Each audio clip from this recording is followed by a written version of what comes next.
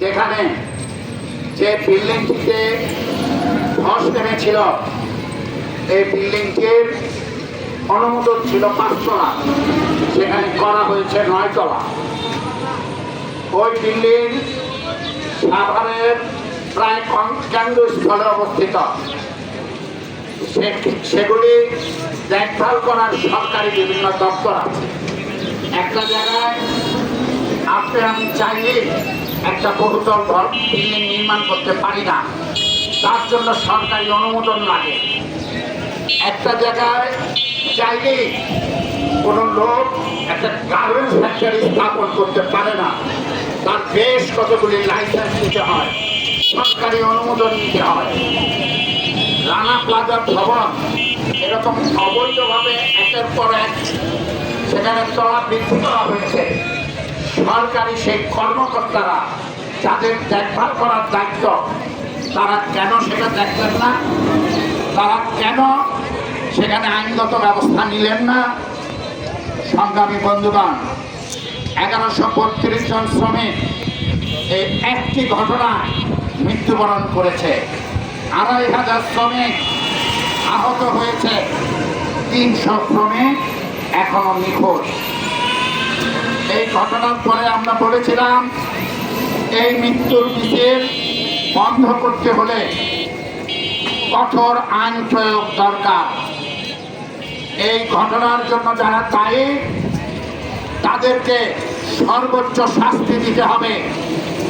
Building এর মালিক যুবলীগের নেতা রানা, সরকার তাকে গ্রেফতার করেছে, কিন্তু তাকে এখনো সে বিল্ডিং ধসের জন্য সুনির্দিষ্ট মামলায় তাকে শাস্তি দেওয়া হয়নি। একটি ঘটনার বিচার করতে কত বছর লাগে? সেই ঘটনা এত বহুল আলোচিত, যে ঘটনা সারা বিশ্ববাসী প্রত্যক্ষ করেছে, এটার জন্য আর কি প্রমাণ লাগে যে বিচার কার্য 13 বছর অতিক্রান্ত হলেও সম্পন্ন করা যায় না? ওই বিল্ডিংয়ে 4টা গার্মেন্ট ছিল, 5টা গার্মেন্ট ছিল। যারা সেই গার্মেন্ট পরিচালনা করেছে তারা কিভাবে এই বিল্ডিংয়ের কাজ পরিচালনা করলেন? শ্রমিকদের 24 তারিখে বাধ্য করা হয়েছে কাজে, যেটা আগেই যথাযথ কর্তৃপক্ষ কাজ করতে নিষেধ করেছিল, তারপরও কাজ করানো হয়েছে।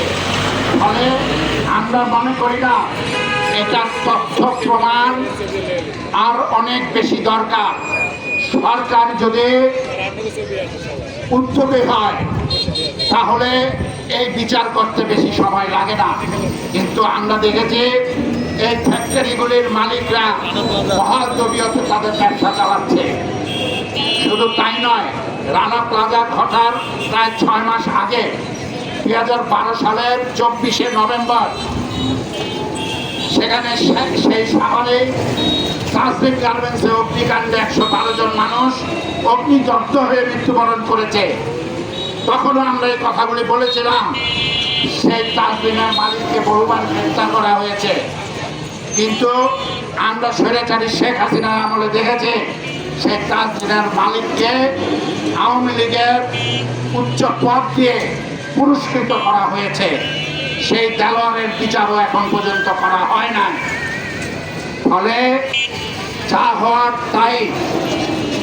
গত 5 বছর যদি আমরা হিসাব করি তাহলে এমন অগ্নিকাণ্ডের অনেকগুলি ঘটনা ঘটেছে, যেই ঘটনায় প্রায় 5 সহস্রাধিক মানুষ, 5 সহস্রাধিক শ্রমজীবী মানুষ তারা মৃত্যুবরণ করেছে। তাসলিমের ঘটনা, রানা প্লাজার ঘটনা যদি সুষ্ঠু বিচার করা হতো, যদি দৃষ্টান্তমূলক শাস্তি দেওয়া হতো, তাহলে মৃত্যুর নিচে ব্যক্তি পেত না। এখন পর্যন্ত এই সমস্ত দায়িত্বহীন লোভী মালিকেরা অপকর্ম করার পরেও তারা কোনো শাস্তির মধ্যে পড়ে না।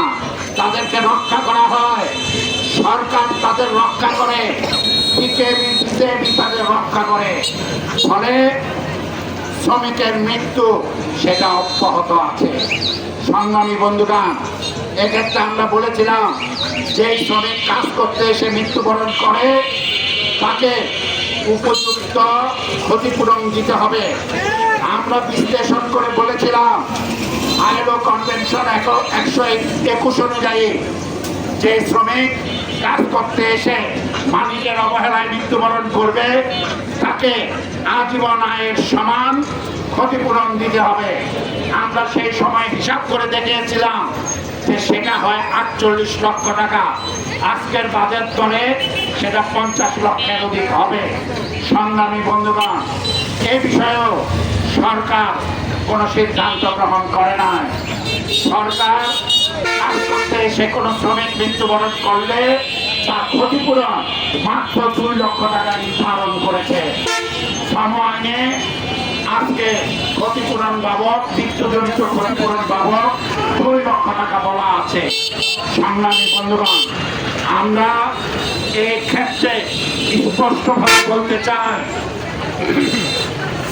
মালিকের দায়িত্বহীনতার কারণে যদি শ্রমিকের মৃত্যু হয় তাহলে তাকে সর্বোচ্চ শাস্তি দেওয়ার বিধান কঠোরভাবে আইনে তৈরি করতে হবে এবং সে আইন কার্যকর করতে হবে।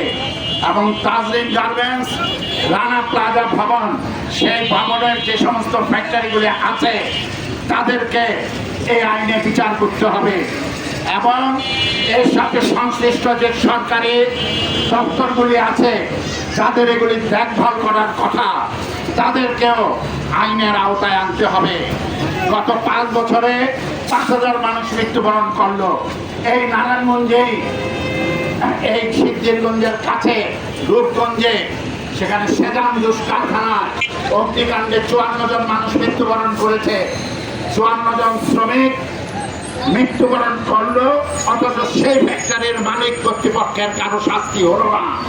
এইভাবে সরকার মালিকদেরকে রক্ষা করে। আমরা পরিষ্কার বলতে চাই, শাস্তির আইন যথাযথভাবে প্রয়োগ করতে হবে এবং শ্রমিকদের ক্ষতিপূরণের আইন সেইটাকে সংশোধন করতে হবে। কিছুদিন আগে সেখানে শ্রম আইন হয়েছে, বর্তমান সরকার সেই অন্তর্বর্তীকালীন সরকারের সময়ে যে অধ্যাদেশ, শ্রম আইন অধ্যাদেশ জারি হয়েছিল সেটাকে আইনে রূপ দিয়েছে।